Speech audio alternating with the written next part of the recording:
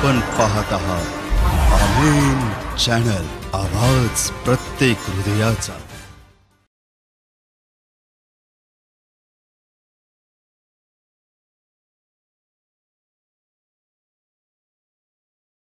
आणि त्यातून आपल्याला मिळालेलं तारण, द साल्वेशन, ह्या सर्व गोष्टींचा आपण आत्तापर्यंत विचार करतो.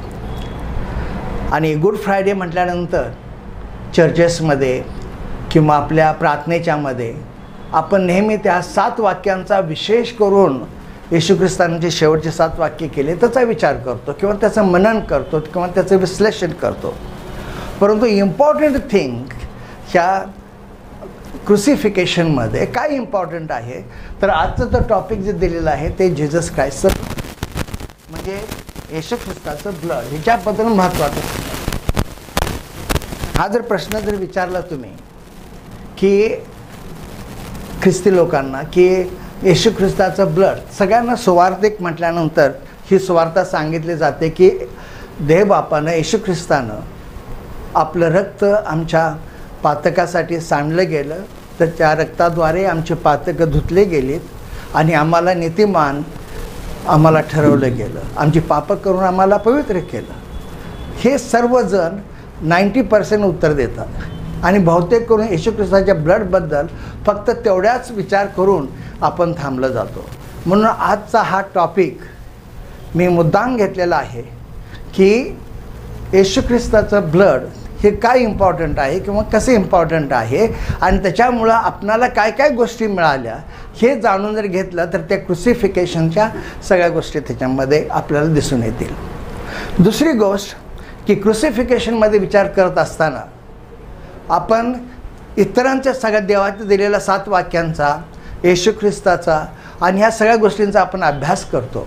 परंतु एक इम्पॉर्टंट थिंग की या क्रुसिफिकेशनकडे जर पाहिलं किंवा ह्या क्रुसाकडे पाहिलं, येशू ख्रिस्ताच्या दिलेल्या वधस्तंभावर आपण पाहिलं तर एक गोष्ट आपण नेहमी विसरून जातो आणि त्याचा कधी आपण विचार करत नाही आहे, कारण ती गोष्ट आपल्याला क्रुसिफिकेशनमध्ये दिसून येत नाही आहे, परंतु ती भयंकर मोठी असं आहे. आणि म्हणूनच स्पिरिच्युअल लॉमध्ये सांगितलेलं आहे, ज्या गोष्टी तुला दिसत नाही त्याच्यावर तू काय कर, विश्वास ठेव. हे आपलं स्पिरिच्युअल लॉ आहे की ज्या गोष्टी तुला दिसत नाही त्याच्यावर तो विश्वास ठेव. मग ह्या वधस्तंभाकडे पाहत असताना आपल्याला सगळ्यात दिसतं की येशू खेळे दिसतात, येशू ख्रिस्ताचं शरीर दिसतंय रक्तबंबाळ झालेलं, त्याला काट्याचा मुकुट घातलेला आहे, पाठी लिहिलेली आहे, खेळे मारलेले आहेत, असं आपण जर विचार जर केला तरी आपल्याला हे फक्त समोर दिसतं. पण रियालिटीमध्ये तिथं काय आहे, तर रियालिटीमध्ये एकच महत्त्वाचं आहे, ते म्हणजे तुम्ही आणि मी केलेलं पाप त्या ठिकाणी आहे. येशू ख्रिस्तानं सर्व पाप आपल्यावर घेतलं आणि त्या पापाची काय केलेलं आहे, रक्ताच्या द्वारे शुद्धता केली गेलेली आहे. तर आपलं पाप त्या ठिकाणी आहे. म्हणून हे वधस्तंभ किंवा गुड फ्रायडे जे साजरा करतात त्याच्यासाठी तर आहे. दुसरी गोष्ट अशी की गुड फ्रायडे आपण म्हणतो, गुड फ्रायडे चांगली न्यूज आहे. आणि गॉस्पल म्हटलं, गॉस्पेल याचा अर्थ की गॉस्पेल याचा अर्थ की आपल्याला एक गुड न्यूज असं म्हणून आपल्याला दिसून येतं. मग गुड न्यूज, येशू ख्रिस्त आपल्यासाठी मरतो, ही गुड न्यूज आहे का वाईट न्यूज आहे? येशू ख्रिस्त आपल्यासाठी क्रुसावर खेळला हे आणि आपल्या पातकासाठी तो मेला, ही गुड न्यूज आहे? नाही आहे. मग गुड न्यूज काय आहे? तर गुड न्यूज हेच आहे की प्रभू येशू ख्रिस्त 3ऱ्या दिवशी मरणावरती विजय मिळवून जो उठला आणि तो आपल्यामध्ये आहे, that is the good news. That is called the gospel. हे गॉस्पल क्रुसिफिकेशनमध्ये करत असताना फक्त येशू ख्रिस्ताचं मरण एवढं विचार न करता ते गॉस्पलमध्ये पुनरुत्थान जर त्याच्यामध्ये नाही आहे तर ते ख्रिस्ती जीवन नाही आहे.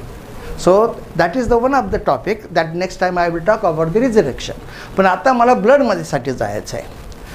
दुसरी गोष्ट, येशू ख्रिस्ताचं ब्लड जर पाहिलं तर 2015 आणि आर्किओलॉजिस्ट म्हणजे जे खणून त्या जमीन खणून त्याचा अभ्यास करतात किंवा एखादी गोष्ट मिळाली, एखादी काहीतरी पुरातन काळाचं गोष्ट मिळाली तर त्याच्यावर संशोधन करतात, that is archaeologist. Sir archaeologist well हे इस्रायलमध्ये त्यांनी पुष्कळ येशू ख्रिस्ताचे एव्हिडन्स शोधून काढलेत, सगळे एव्हिडन्स काढलेत.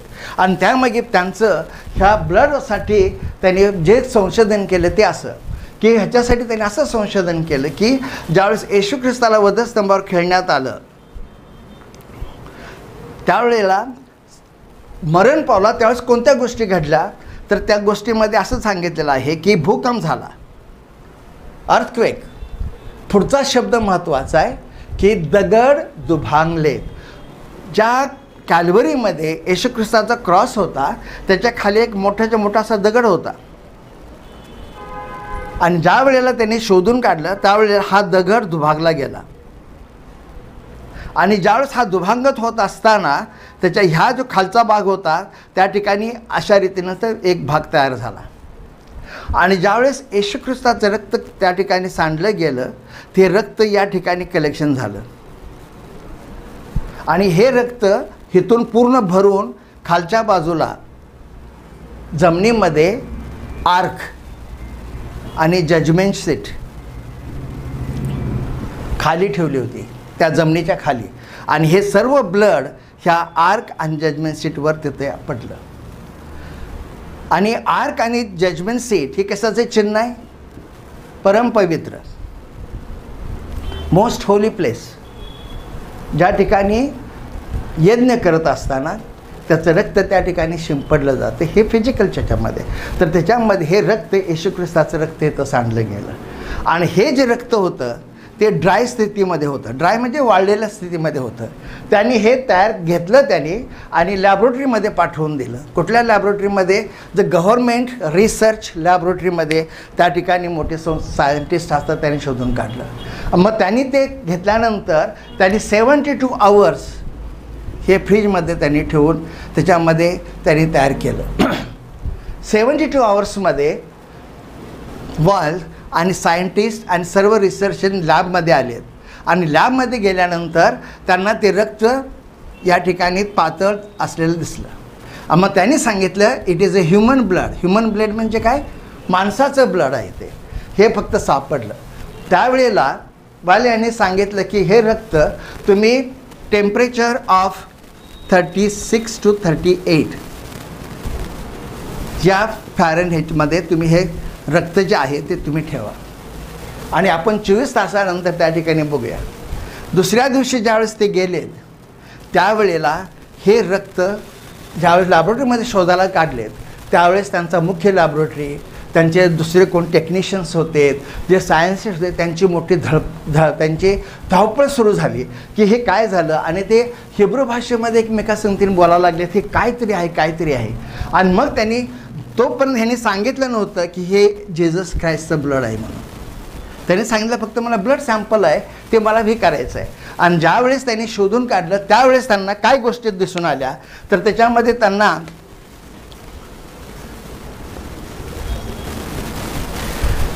माणसाच्या रक्तामध्ये मॅन्स ब्लड ह्याच्यामध्ये काय दिसून येतात की क्रोमोझोम्स म्हणून रक्ताचा एक भाग आहे आणि तो जेनेटिक भाग म्हणजे त्याच्यापासून उत्पत्ती होते. आता पूर्वीच्या काळामध्ये मम्मीज, त्याच्यानंतर पूर्वीचे काहीतरी डेथ बॉडी सापडतात वगैरे, मग त्याचं काय करतात ते ब्लड सॅम्पल काढतात, त्याचं सॅम्पल काढतात आणि चेक करतात. त्याच्यामध्ये क्रोमोझोम्स नसतं, ड्राय ब्लडमध्ये क्रोमोझोम्स नसतं. परंतु ह्या ब्लडमध्ये क्रोमोझोम्स त्यांना सापडलं. आणि मनुष्याच्या क्रोमोझोम्समध्ये 46 असतात. म्हणजे आईचे म्हणजे मदर्स 23 आणि फादरचे 23 असं मिळून 46. तर ह्याच्यामध्ये ह्या ब्लडमध्ये फक्त मदरचे 23 क्रोम्स होते आणि फादरचे क्रोम्स आहेत ॲब्सेंट होते. आणि त्याच्यामध्ये फक्त एकच वाय हा क्रोमोझोम्स त्यांना फादरचा क्रोमोझोम्स दिसला.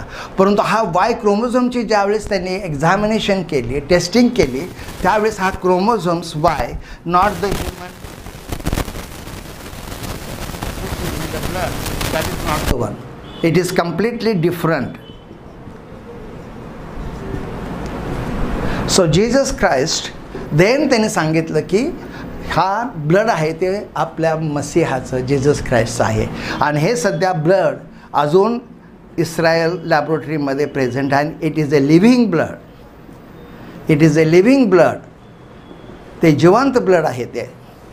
So that is the latest news ह्याच्यामध्ये आपल्याला पाहायला मिळते. जे मला नेटवरून जे दिसून आलं त्याच्यामध्ये तुम्हाला हे द ब्लडची फिजिकल फक्त तुम्हाला मी सांगितलं की हे ब्लड त्या ठिकाणी आपल्याला दिसून येतं. आता रियालिटीमध्ये आपल्याला ब्लड हे येशू ख्रिस्ताचं क्रुसिफिकेशनवर व्हेरी इम्पॉर्टंट. कारण आपण दुसऱ्या गोष्टीचा विचार करतो पण ह्या ब्लडचा कधी विचार करत नाही आहे. आणि त्या ब्लडसाठी आपण विचार करायला गेल्यानंतर आपल्याला पहिल्यांदा दिसून येते की वाय द ह्या जेजस ख्राइस्टचं ब्लड किंवा हे ब्लडचं इम्पॉर्टंट काय आहे. तर पहिलं म्हणजे लाईफ. लाईफ म्हणजे तुमचा जीव किंवा जीवन.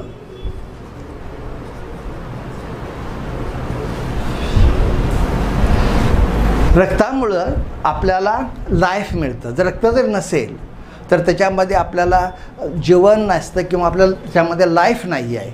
तर लाईफसाठी आपल्याला रक्त फार महत्त्वाचं आहे. आणि वैशिष्ट्य म्हणजे तुम्हाला की कोंबडीचं अंडं तुम्ही पाहिलं असेल आणि सायंटिफिक मध्ये जर तुम्ही गेला तर ज्यावेळेस हे अंडं सुरुवातीला होतं त्यावेळेला तुम्ही कधी कधी पाहिलं असेल की अंडं फोडल्यानंतर तुम्हाला इथं लहानसे एक रेड त्या ठिकाणी तुम्हाला हे दिसून येतं, एक डॉट दिसून येतो एवढा.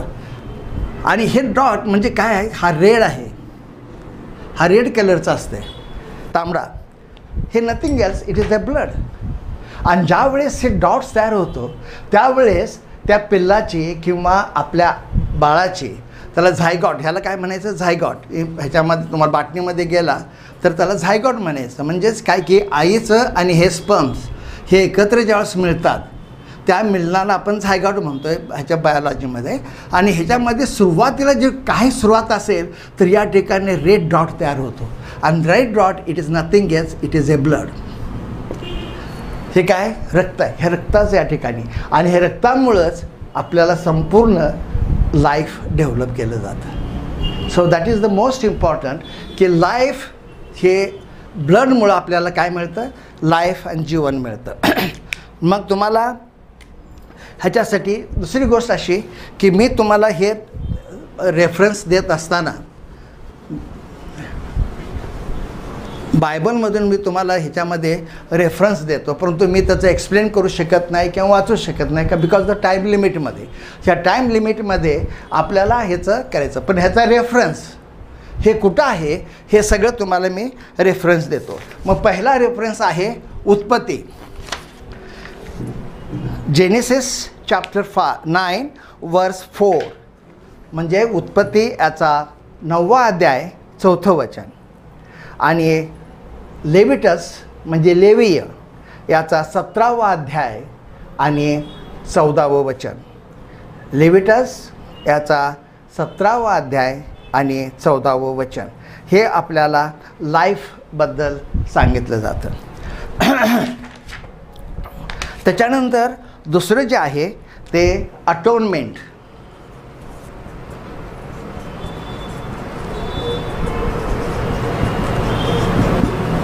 इंग्लिशमध्ये त्याला अटोनमेंट म्हटलं जातं आणि मराठीमध्ये प्रायश्चित किंवा पापशालन.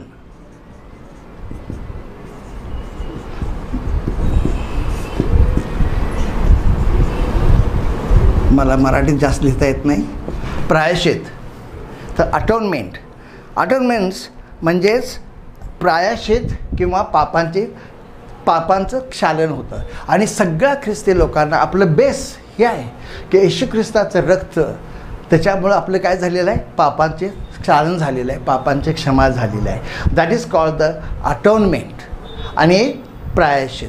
मग आता आपण ह्या शब्दाचे जर तुम्ही अटोनमेंटचं तुम्ही पाहिलं तर ह्याच्यामध्ये ॲट, वन आणि मेंट. अटोनमेंट आणि ह्याचा अर्थ की विथ द गॉड.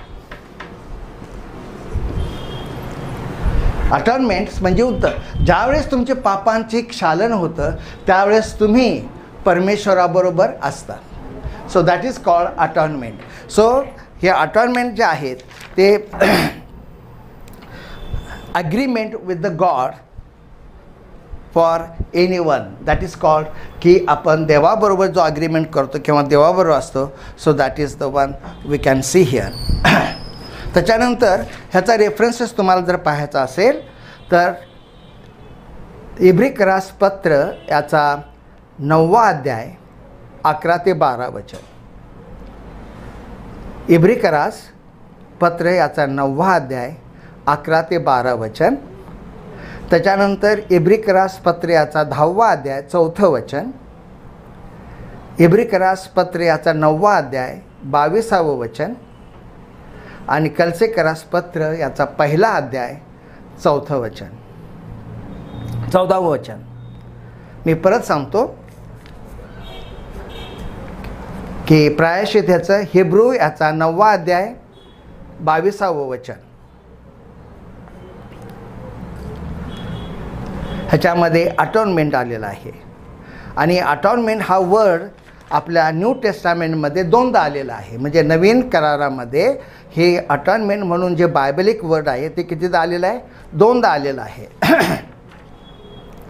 आता तुम्हाला मी त्या ठिकाणी दिलेलं आहे की अटॉर्नमेंट्स. मग हे अटॉर्नमेंट होत असताना ब्लड विथ द गॉड.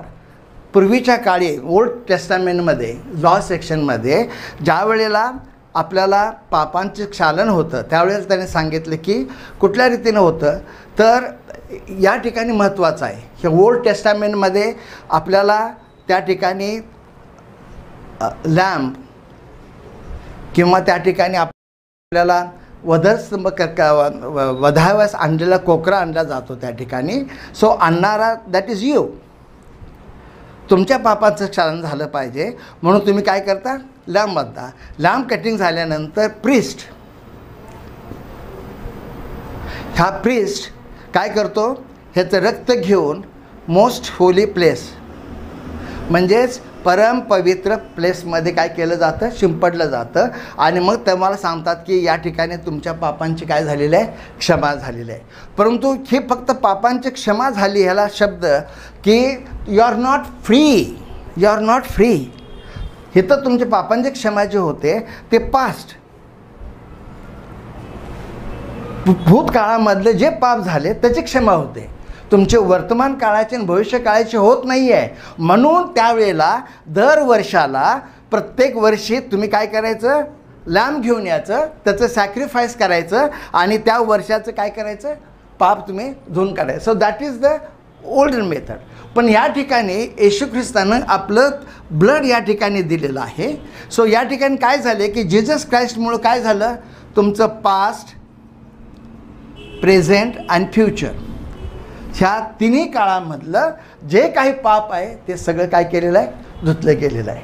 दुसरी गोष्ट, या ठिकाणी दर वर्षाला तुम्हाला लॅम्प आणायला लागायचा. ह्या वेळेला येशू ख्रिस्तानं एकदाच काय केलेलं आहे? आपलं यज्ञ केलेला आहे. So that is the only once he has done for the people. आणि पीपल्स जे पाप आहे ते पास्ट, प्रेझेंट आणि फ्युचरचं सगळं वॉश केलेलं आहे. तिसरी गोष्ट की या ठिकाणी जो प्रिस्ट होता हा प्रिस्ट या ठिकाणी हे अनॉइंटमेंट किंवा अटॉर्नमेंट करण्यासाठी तुम्हाला त्या ह्या मोस्ट प्लेसमध्ये ब्लड घेऊन जाण्यासाठी गरज होती.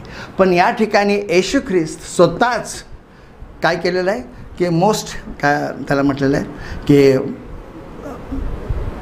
पाळक म्हणजे येशू ख्रिस्त स्वतःच त्या ठिकाणी याजक हा शब्द येत नव्हता मला. याजक म्हणून या ठिकाणी आला आहे. आणि हा याजक काय केलेलं आहे? त्यानं स्वतःचं ब्लड त्या ठिकाणी अर्पण केलेलं आहे. म्हणजे या ठिकाणी तुम्ही आणि ह्या ठिकाणी याजकमुळं हे तुम्हाला सर्व पापांची व्यवस्था झाली. That is called atonement. म्हणजे पाप क्षालना झालेली आहे. आणि त्याच्यासाठी तुम्हाला सुंदरपैकी जर विचार करायचा असेल तर तुम्हाला प्रेस्ट म्हणून जे तुम्हाला त्याच्यामध्ये सांगितलेलं आहे ते कुठल्यामध्ये आहे? लेवी याचा 14वा अध्याय 20 ते 31. लेवीय याचा 14वा अध्याय 20 आणि 31 वचन ह्याच्यामध्ये तुम्ही पहा. आणि तिसरी गोष्ट की या ठिकाणी रेमिशन शब्द वापरलेला आहे बायबल. एक रेमिशन म्हणजेच फक्त पाठीमागचं वॉश केलं, पुढच्या वेळेस ते परतच येणार आहे. कॅन्सरमध्ये कसं असतं की एखादं कॅन्सर झाला तर तुम्ही ट्रीटमेंट केली तर तेवढ्याच वेळेला ते काय राहतं, कमी राहतं, परंतु पुन्हा ते येण्याची शक्यता आहे. सो द रेमिशन जे पूर्वीचं जे होतं लॉ सेक्शनमध्ये, जे मोजसनं जे लॉ सेक्शनमध्ये जे अल्तारवर जे आपले लॅम्ब सॅक्रिफाईस करत होतं त्याच्यामुळे हे रेमिशन आलं. परंतु येशू ख्रिस्तामुळं तुम्हाला परमनंट या ठिकाणी तुम्ही झालं आहे. म्हणून ख्रिस्ती लोक कुठल्याही प्रकारे अंडर या पापाच्या ह्याच्यामध्ये येऊ शकत नाही. म्हणून देवानं सांगितलं की तुझा वधस्तंभ तू दररोज घेऊन ये, त्या ठिकाणी तू कन्फेस कर, एव्हरीथिंग वॉश्ड अवे आणि यू आर द फे, तुम्ही परत नीतिमानाप्रमाणे माझ्याबरोबर चला. So that is the important of रेमिशन. त्याच्यानंतर आपण पुढच्या ह्याला जाऊया.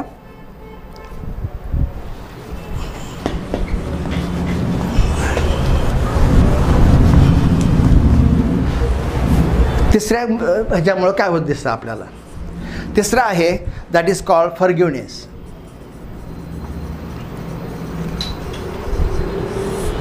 आणि फॉरगिव्हनेस याचा मराठीचा अर्थ क्षमा करणे किंवा माफ करणे.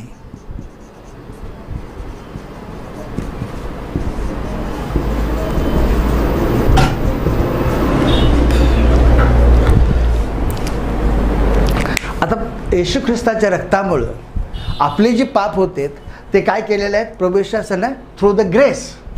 म्हणजेच ग्रेस म्हणजे काय की आपली ते लायकी नसताना आपण एखाद्या माणसानं किंवा आपल्याला जे त्याच्यासाठी आपण स्टँडर्डमध्ये त्यामध्ये नाही आहे परंतु आपल्यावर ते उपकार केले जातात त्याला ग्रेस म्हटलं जातं. मी ह्या ग्रेसतर्फे काय केलेलं आहे देवानं की दया जी दाखवली, कृपा जी केलेली आहे, ह्या कृपेमुळं आपल्याला काय झालेलं आहे, आपलं पाप फॉरगिव्हनेस झालेलं आहे. म्हणजे देवानं स्वतःच्या कृपेनं मनापासून त्यानं काय केलेलं आहे, पापांचं क्षालन केलेलं आहे. देवानं पाप कधी रिमेंबर केलं नाही, त्यानं ते सांगितलं की let forgiveness everything will go. So देवानं हे फॉरगिव्हनेस त्या ठिकाणी दिलेलं आहे. मग ग्रेसचा अर्थ काय जर तुम्ही पाहिलं तर या ठिकाणी देवाची कृपा ह्याच्यामुळं काय झालेलं आहे, फॉरगिव्हनेस आलेलं आहे. आणि मग हे फॉरगिव्हनेसमध्ये आपल्याला जर रेफरन्स करायचं असेल तर आपण हिब्रू याचा 9वा अध्याय 22वा वचन, हिब्रू याचा 10वा अध्याय 4थं वचन आणि हिब्रू याचा 9वा अध्याय 11 ते 12 वचन आणि कलसेकरास पत्र याचा 1ला अध्याय 14वं वचन. आता आपण चौथ्याला जाऊया. रिकाउन्सिलेशन.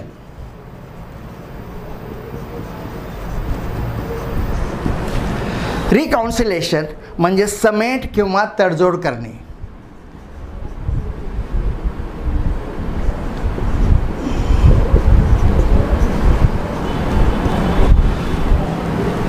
रिकाउन्सिलेशन देवानं काय केलेलं आहे या ठिकाणी टू मेक द पीस. रिकाउन्सिलेशन म्हणजे समिट करायचं म्हणजे काय करायचं की तुमच्यात आणि माझ्यामध्ये पीस तयार करायचं म्हणजे शांती. आणि देवानं काय सांगितलेलं आहे, माझी शांती काय केलेली आहे, तुम्हाला दिलेली आहे. So that is reconciliation. The ब्लडतर्फे देवानं आपल्याला रिकाउन्सिलेशन केलेलं आहे. जे सैतानापासून आपण जे सैतान आणि पापापासून आपण बाजूला गेलो होतो, वी लॉस्ट इट, परंतु देवानं आपल्याबरोबर तडजोड करून आपल्याला रिकाउन्सिलेशन देवाबरोबर पुन्हा मिळालेलं आहे. So Jesus Christ blood make us, हे जीसस क्राइस्टचं ब्लड हे आपणाला पुन्हा देवाबरोबर किंवा त्याच्याबरोबर काय करतं, रियुनियन करतं. आणि त्याच्यासाठी तुम्हाला पाहिजे असेल तर रेफरन्सेस सेकंड करिंथकरास दुसरे पत्र याचा 5वा अध्याय 17 ते 21 आणि कलसेकरास पत्र याचा 1ला अध्याय 20, 21, 22 आणि 23. सो 20 ते 23 वचन. कलसेकरास पत्र 1ला अध्याय 20 ते 23 वचन आणि करिंथकराचा सेकंड करिंथकर्स चॅप्टर 5 वर्स 17 to 21. सो हे या ठिकाणी रिकॉन्सिलेशन झालं. त्याच्यानंतर 5वं, दॅट इज कॉल्ड रिडम्शन.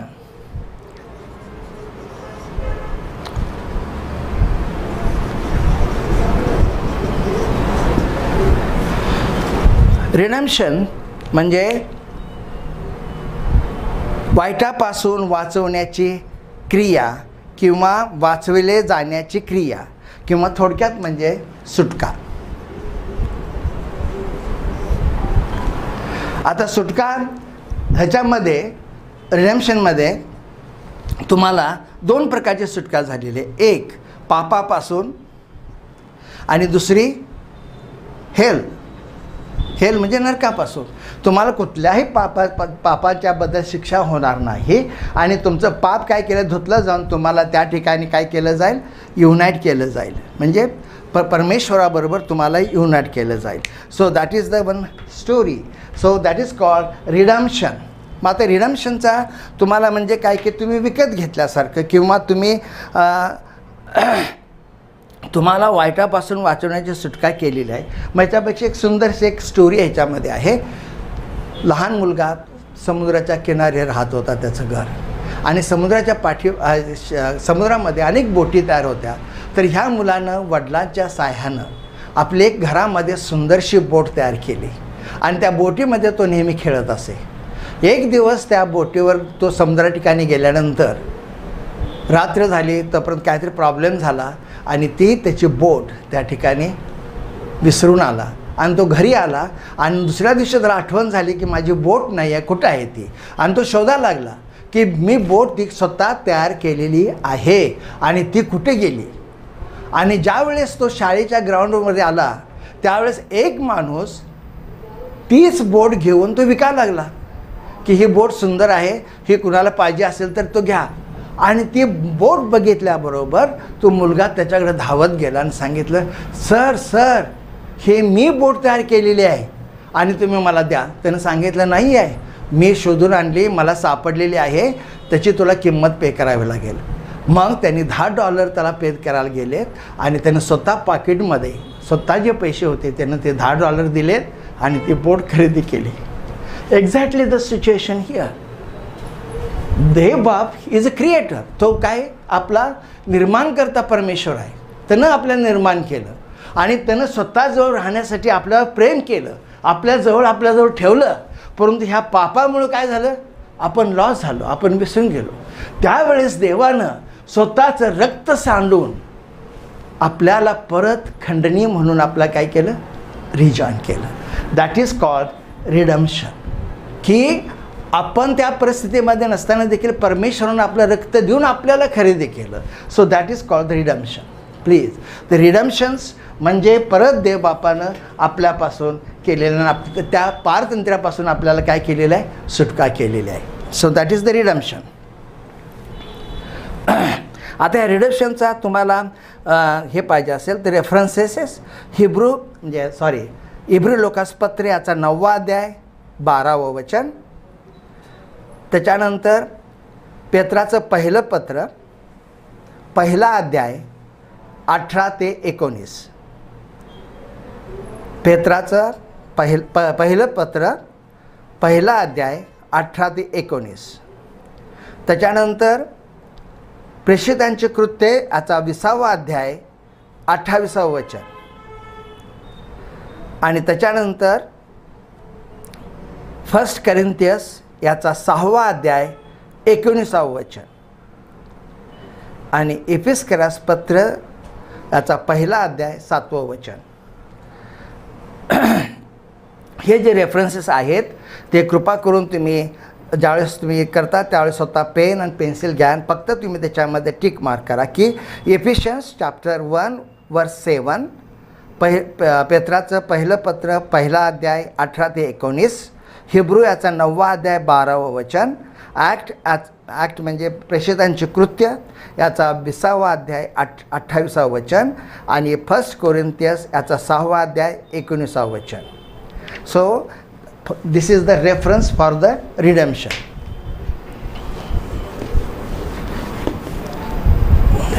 त्याच्यानंतर 6वं जे आहे ते सँक्टिफिकेशन.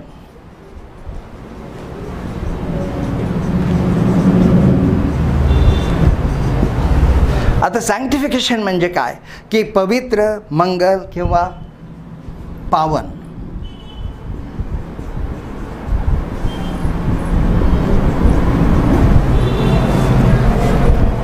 जे आपण पाप करतो, ज्यावेळेस येशू ख्रिस्ताच्या रक्तामुळं आपलं पाप ज्यावेळेस धुतलं जातं त्यावेळेस आपण काय होतो? सँक्टिफिकेशन. त्यावेळेस आपण पवित्र आणि मंगल होतो. ज्यावेळेस सँक्टिफिकेशनमध्ये करत असताना की परमेश्वरानं आपल्याला रियुनाईट केलं, परत देव आपण आपल्यासाठी आपल्यासारखं आपल्याला बनवलं. कारण सँक्टिफिकेशनमुळं प्रभू येशू ख्रिस्ताच्या रक्तामुळं आपले पाप धुवून जाऊन सगळ्या झालेलं आहे. मग ह्या सँक्टिफिकेशनचे रेफरन्स तुम्ही बघा. इब्री करसपत्र याचा 13वा अध्याय 12वं वचन, प्रगटीकरण याचा 1 अध्याय 5वं वचन, प्रगटीकरण याचा 7वा अध्याय 14वं वचन,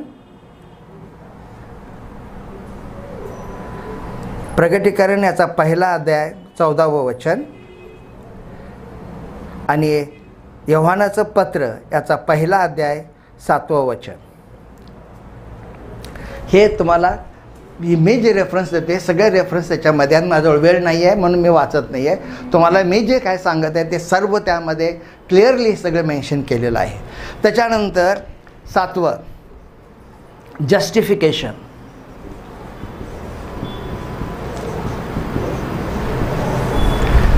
जस्टिफिकेशन म्हणजे समर्थन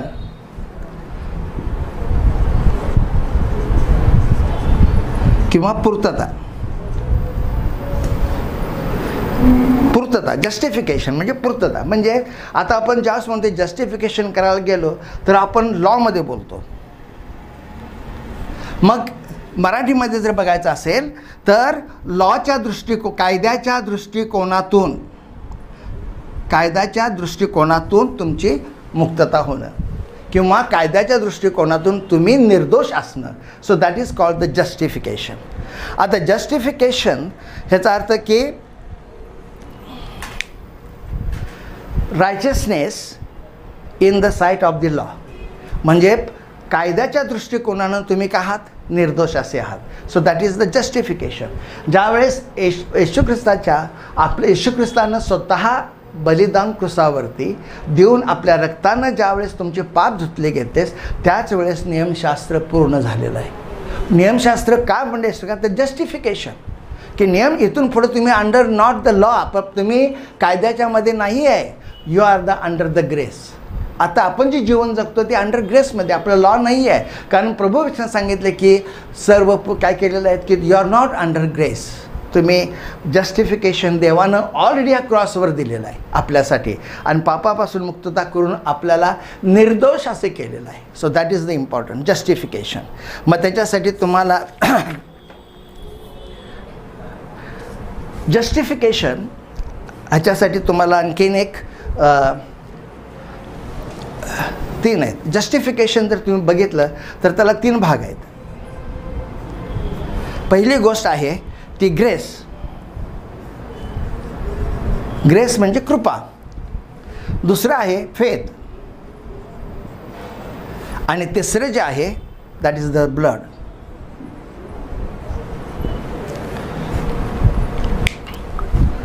आता तुम्हाला हे जस्टिफिकेशनमध्ये ह्या 3 गोष्टी आहेत. ह्याच्यामध्ये देवाची कृपा झालेली आहे. ते कशामुळे झालेलं आहे? तुमच्या पापावरती पांघरून करण्यासाठी तुमच्यासाठी देवानं आपलं मरण सोसलं, परंतु त्या मरणामधून काय केलेलं आहे? आपल्या ब्लड सांडलेला आहे आणि त्या ब्लडच्या द्वारे काय केलेलं आहे? तुम्हाला पापाचं केलेलं आहे. हा जो विश्वास त्यावेळेस असतो त्यावेळेस तुम्ही जस्टिफिकेशन हे परमेश्वराला दिलेलं आहे. So that is the one called the grace, faith and blood. आता ह्याच्यासाठी पण तुम्हाला पाहिजे असेल तर रोमकरास याचा 3 अध्याय 24वं वचन. फेथ पाहिजे असेल तर रोमकरास 1 अध्याय आणि 28वं वचन. आणि तिसरं ब्लड रोमकरास 5वा अध्याय 9वं वचन. म्हणजे आपण किती 1 2 3 4 5 6 7 बघितले की येशू ख्रिस्ताच्या ब्लडमुळे ह्या गोष्टी आपल्याला हे मिळालेल्या आहेत. ह्याचा कधी आपण विचार करत नाही आहे. फक्त आपल्याला एकच माहीत आहे की आमच्यासाठी देवानं काय केलेलं आहे, फॉरगिवनेस केलेलं आहे, एवढंच फक्त आपल्याला माहीत आहे. परंतु ह्या सगळ्या गोष्टी इम्पॉर्टंट आहेत की त्या आपल्याला काय केलेल्या आहेत, मिळालेल्या आहेत.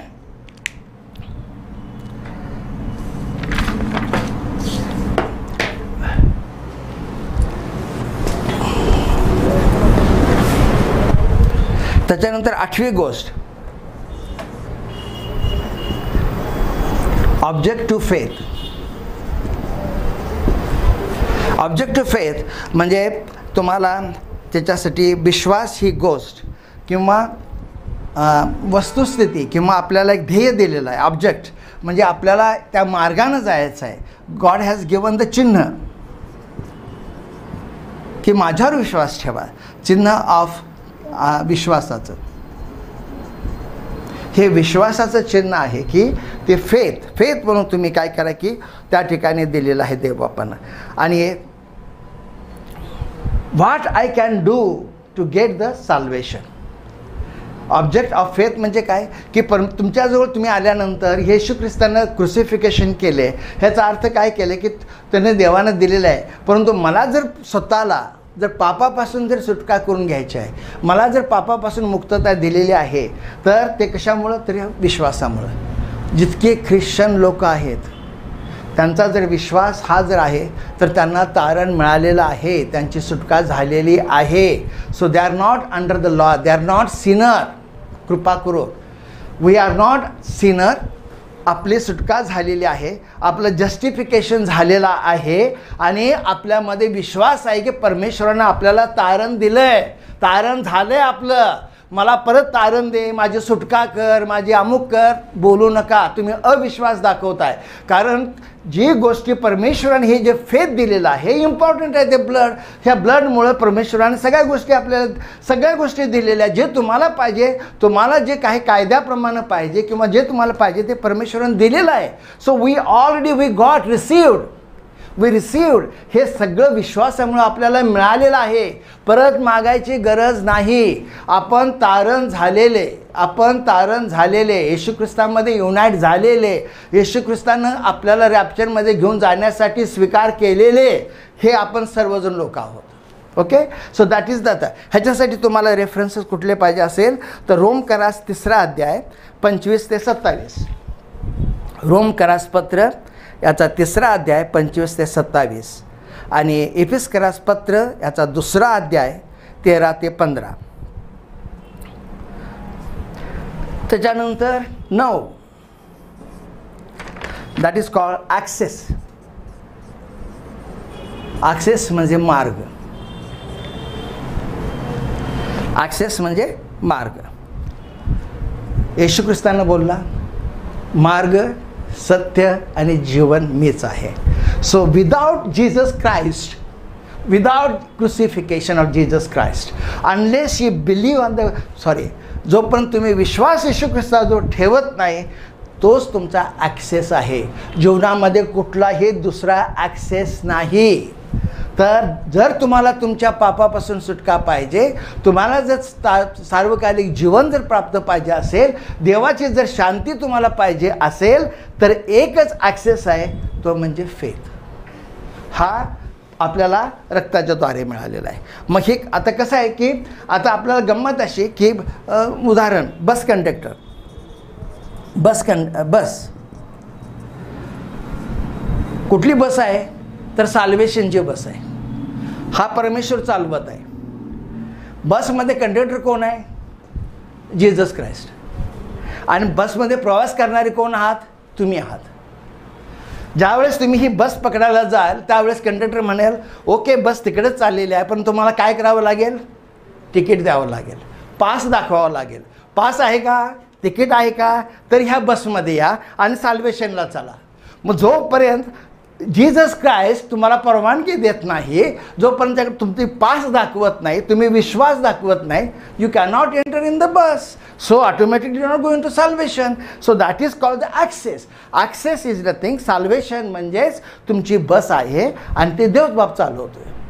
दुसरी गोष्ट, येशू ख्रिस्त हा कंडक्टर आहे. आणि तिसरं म्हणजे तुम्ही, जर तुम्हाला सॅल्वेशन जर प्राप्त करायचं असेल तर you have to give the ticket, you have to give the pass. आणि पास म्हणजेच तुमचा विश्वास की येशू ख्रिस्ताच्या ब्लडमुळं माझं तारण झालेलं आहे, हे आमची बस आहे, माझ्या बस स्टॉपचे आहे, माझं शेवटचं ठिकाण इथं मला जायचं आहे हे तुम्हाला माहिती आहे. त्याला म्हणते तुमची रिझर्व झालेली सीट आहे. देवान साहेब कंडक्टर म्हणेल तुमची रिझर्व केलेली आहे मी सीट, तुम्ही इथं बसा, तुम्ही चला. So that is called the Jesus. ह्याच त्याच्यामध्ये आता ह्याच्यासाठी तुम्हाला रेफरन्सेस कुठलं पाहिजे असेल तर त्याच्यासाठी हिब्रू याचा 9वा अध्याय 10वं वचन, इब्रिकरास पत्र याचा 9वा अध्याय 10वं वचन, आणि शेवटचं म्हणजे विक्टरी. विक्टरी म्हणजे काय की तुम्हाला विजय म्हणून फक्त माहीत आहे आपल्याला, पण विजयपेक्षा सुंदर एक मला डिक्शनरीमध्ये वर्ड सापडला, म्हणजे कष्टाची शेवटची पायरी. लढाईची, कष्टाची, अडचणीची, प्रॉब्लेमची, कशाची असेल त्याच्यावर मी विजय मिळवला, आजार असू द्या. So what ever that is conditions gives the Victory. म्हणजे तुम्ही त्याच्यापासून काय झालेला आहात, कंडिशनमध्ये तुम्ही शेवटच्या स्टेपला आलेला आहात आणि प्रत्येकजण या शेवटच्या स्टेपसाठी धडपडते व्हिक्टरीसाठी. So this is the victory with the Jesus Christ blood. आणि जीसस क्राइस्ट आपल्याला व्हिक्टरी कशासाठी देतो आहे तर जे सैतानानं आपल्याला बांधष्ट केलेलं आहे, जे सैतानानं आपल्याला जे मरण दिलं आहे, ह्या येशू ख्रिस्तामुळं काय झालं की आपल्याला मरण नाही आहे. येशू ख्रिस्ताने 3ऱ्या दिवशी उठला, त्या अर्थी तुम्हाला पुनरुत्थान आहे, मरणावरती विजय मिळवलेला आहे आणि he has come back again. The same thing तुम्ही सुद्धा ज्यावेळेस तुम्ही आपण करतो त्यावेळेस you are going the victory over on the your death. You are not going to die, you are going with the Jesus, with this one. रॅप्चरमध्ये तुम्हाला घेतलं जाईल. That's all, finished. So that is the one the victory you have won. आणि त्याच्यासाठी सुंदर references आहेत. प्रगटीकरण याचा 12वा अध्याय 11वं वचन आणि हिब्रू याचा 7वा अध्याय, हिब्रू म्हणजे इब्रिकरास पत्र याचा 7वा अध्याय 23 ते 26. सो ही व्हिक्टरी आपल्याला मिळालेली आहे. क्रुसिफिकेशनचा विचार करत असताना मोस्ट म्हणजे येशू ख्रिस्ताचं ब्लड. येशू ख्रिस्त क्रुसावरती ब्लड सांडले, फक्त एवढंच माहिती आहे आमच्या पापासाठी सांडले एवढंच फक्त म्हणू नका, तर देव आपण आपल्याला 10 गोष्टी दिलेल्या आहेत त्या रक्ताच्याद्वारे. So that is the importance of the crucifixion. हे क्रुसिफिकेशन विचार करत असताना जे येशू ख्रिस्ताचं ब्लड आहे ते ब्लड काय इम्पॉर्टंट आहे तर ह्या 10 गोष्टीसाठी. मग पहिले life, atonement, forgiveness, reconciliation, redemption, sanction, sanctification, justification, object of faith, access आणि व्हिक्टरी. ह्या तुम्हाला 10 गोष्टी तुम्हाला ज्या येशू ख्रिस्ताच्या ब्लडमधून मिळतं. प्रियन, आय एम सॉरी, मला जे रेफरन्सेस द्यायचे होते मी रिपीट केलेले आहेत आणि कदाचित मला माहीत नाही ह्याच्यामध्ये देत असताना कदाचित मी पाळक साहेबांना सांगेन की हे रेफरन्सेस आहेत, तुम्ही एक सेपरेट पहिल्यांदा द्या आणि मग तुमच्यासाठी हे लावा, म्हणजे तुमची फिल्म काय असेल ते लावा तुम्ही, पण ते पहिल्यांदा रेफरन्स देऊन टाका. सो तुम्हाला त्यावेळेला हे रेफरन्सची मदत होईल की ह्या गोष्टी कशासाठी केलेल्या आहेत त्या. आणि परमेश्वर करो ह्या वेळेचं क्रुसिफिकेशन, it is not the 7 sentences of Jesus important, but more than important is Jesus' blood. येशू ख्रिस्ताचं रक्त आणि त्याचा विचार करूया आपण. आज फक्त गुड फ्रायडेलाच फक्त येशू ख्रिस्ताच्या रक्ताचा विचार करायचा नाही आहे, तर आपल्या चर्चमध्ये, आपल्या प्रार्थनेमध्ये, आपल्या दररोजच्या जीवनामध्ये आपल्याला येशू ख्रिस्ताच्या रक्ताचा आपण केलं पाहिजे, कारण तोच आपला विश्वास आहे, तोच आपला मार्ग आहे. थँक्यू. आता तुम्ही मोबाईलवर सुद्धा आमेन चॅनल पाहू शकता, कुठेही, कधीही आणि केव्हाही. आजच डाउनलोड करा आमेन चॅनलचा ॲप.